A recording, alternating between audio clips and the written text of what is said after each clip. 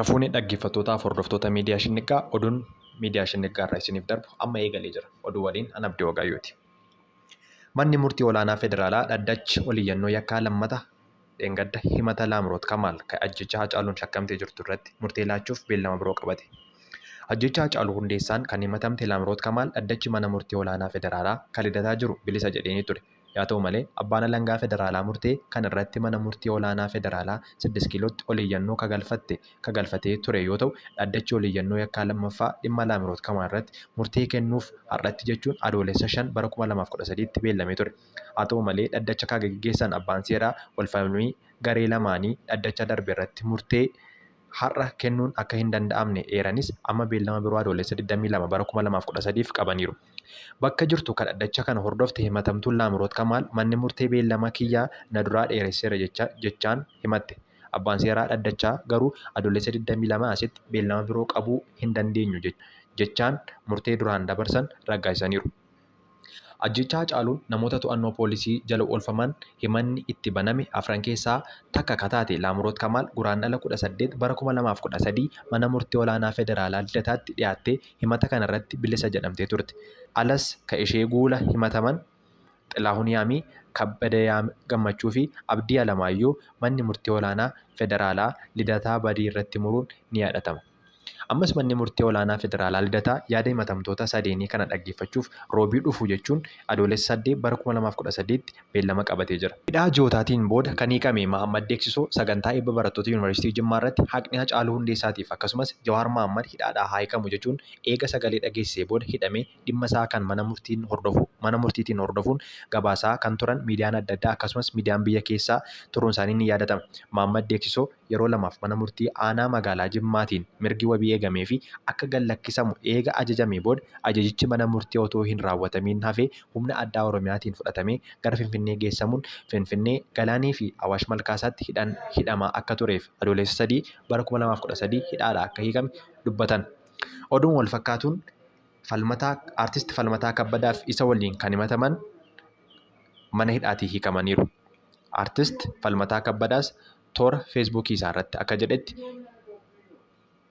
qabattoo hiikkanne malee garaa hin hiikkanne uummanni Oromoo akkan ani bahuuf sagalee naaf taatan guddaa galatoomaa jedheera. Itti aansuunis fagoo miti kan na gurguree anuma waliin ture aartistiin ni kufaa aartiin itti fufa jechuun ergaa isaa dabarfateera.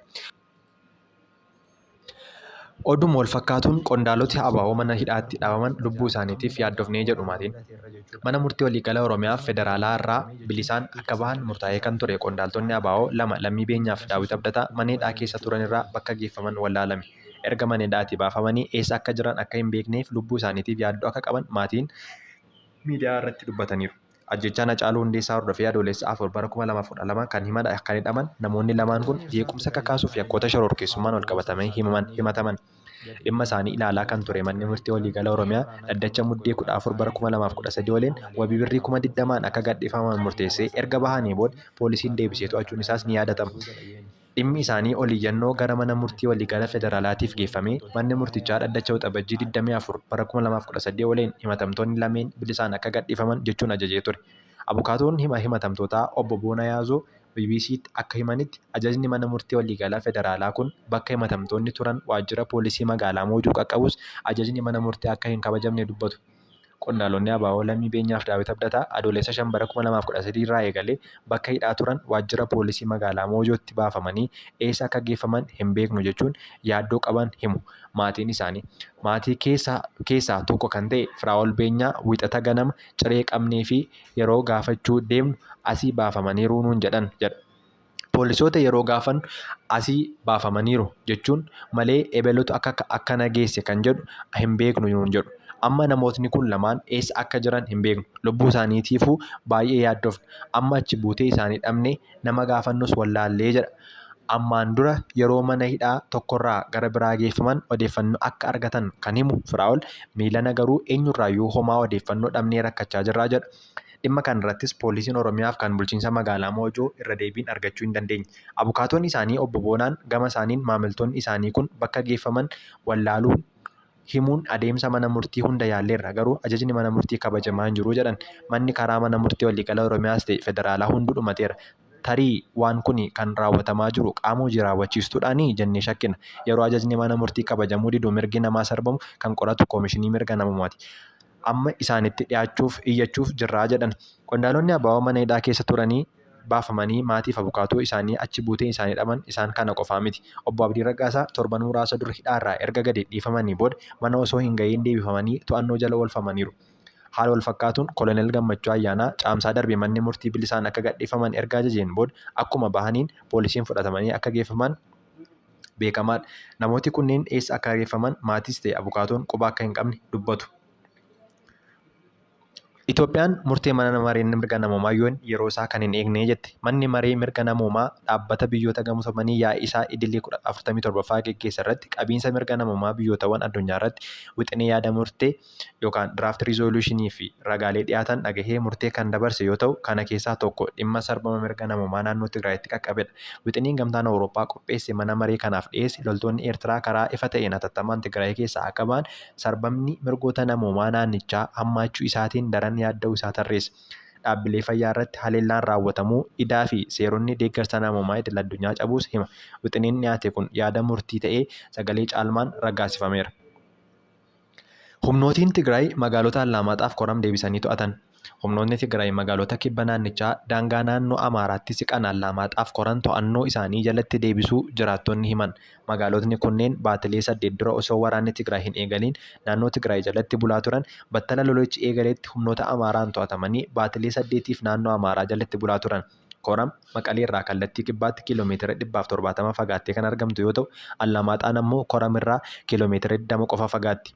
Dubbi himaan TPLF Geetaachoo Raddaa amma magaalaa Allaamaaxaa keessa jirra jechuun kibxata waaree booda fuula Tiwiitarii isaa irratti barreesse.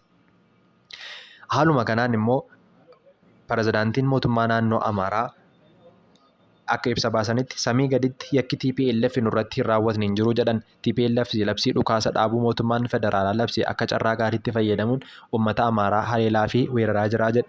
Mootummaan naannoo Amaaraa ibsi mootummaan naannichaa kibxata galgala baase TPLF akka diina uummata Amaaraatti ibsa. Samii gaditti yakki TPLF nurratti hin raawwanne hin jiru jedhe.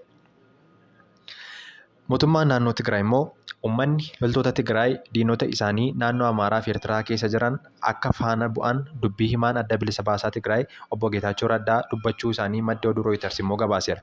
Akka gabaasni Reuters jedhutti waraanni humni Tigraay mootummaa Itoophiyaa waliin lola taasisaa jiru yoo barbaachisaa ta'e daangaa Eertiraaf daangaa naannoo mootummaa Amaaraa keessa galee loluu hin danda'a. Kaayyoon keenya inni duraa humna diina keenyaa dadhabsiisuudha. Yeroo Eertiraa dhaquun barbaachise yoo naannoo Amaaraa dhaquun barbaachise waan fedhe yoo gaafate iyyuu hin deemna jechuudhaan bilbilaan dubbachuu isaanii Reuters gabaaseera. Gama biraatiin ministeerri odeeffannoo Eertiraa Yemaanee Gabramasqal fuula Tiwiitarii isaanii irratti dhaamsa barreessaniin hamtoonni adda bilisummaa uummata Tigraayiif gargaartonni isaanii wanta jiru seenaa ammayyaa irraa dubbisuu hin danda'an. Addawwan waraana Egra Matakal, Adiibaa Agroof Asabiif akkasumas Ooraanaa irratti bara 2016 amma gaaga'ama waraanaa mudateerra jechuudha. Akkasuma dorgommiin xumuramee jechuun hiika isaa kallattii isaa fi maal akka inni agarsiisu hin dubbatan jechuudha jedhan.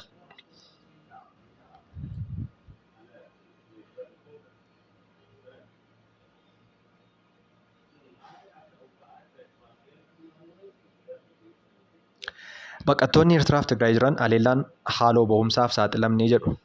jedhe UN. Baqattoonni Eertiraa Tigraay jiran wayita waraana qaama tokko yookaan kaaniif loogdaniitu jedhamuun haleellaan ukkaanfamuu fi hidhaaf saaxilamuu isaanii gabaasaaleen amanamoo fi dhugaa ta'uun mirkanaa'ee naagaaniiru jedha UN. Koomishinarri Koomishinii Baqattoota UN Filiippoo Giraandiin kaampiiwwan baqattootaa Maayaanii fi Aaddi Haarush jedhaman keessatti qaamolee hidhatan baqattoota irratti yakka jajjabaa raawwataniiru jedhan. Haleellaan halkan hidhattootaan baqattoota irratti raawwatamu hammaataa ture jedhan. Torbanoota muraasa darban magaalaa Shiree keessatti baqattoonni hedduun to'annoo jala oolfamuun ibsuun aangoon Maqalee jiran dhimma kanarratti ibsa gahaa akka kennan gaafataniiru. Oduu har'aaf qabadheeru hammanuma guyyaa gaarii isiniif haa ta'u.